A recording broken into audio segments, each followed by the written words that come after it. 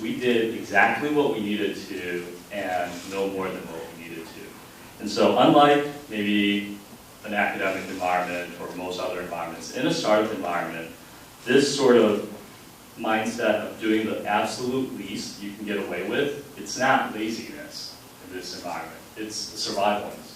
And so it's absolutely essential to the way you approach all your problems. And so the lesson 3 here is to build the minimum viable product. And this is actually a term that is captured and espoused in this concept called the lean startup methodology. I don't know if everyone's familiar with that, but it's kind of like this new trendy thing about startups. And it really talks about, if you're going to start something, you should start it lean. Don't go out and raise huge amounts of capital right away. Don't take on that kind of encumbrance until you absolutely need to. So the person who coined this term, Eric Ries, to quote his definition for the minimum viable product, it's a version of a new product which allows a team to collect the maximum amount of validated learning about customers with the least effort. So if you break that down, what's he really saying? It's just do the absolute least that you have to. And I've heard this term a couple of times over the years. In B-School, in fact, I remember hearing the term the barely satisfied customer. I don't know if they still teach that concept.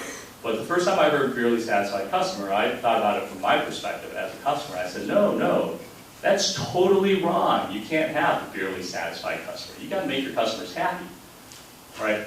But I would argue that if you've done that, and I think the argument from the B-School perspective is if you've done that, you have way over-invested in that customer, right? So you want to keep the investment, especially again at this early stage, to kind of a minimum.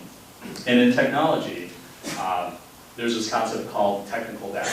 And the basic concept is that as you write more code, more bad code sneaks in, and eventually over the years you're going to keep accumulating this kind of debt. It'll be small first, but as you write more code and as your architecture ages, it's going to get worse and worse, and your debt is going to get bigger and bigger. And good engineers know this, good developers know this, which is why they want to spend time minimizing the future technical debt. So they want to spend a lot of time doing analysis and planning and so forth. But again, in a startup environment, if you have gone out the door without at least some technical debt, that is a sure sign that you've overbuilt and over-engineered your product.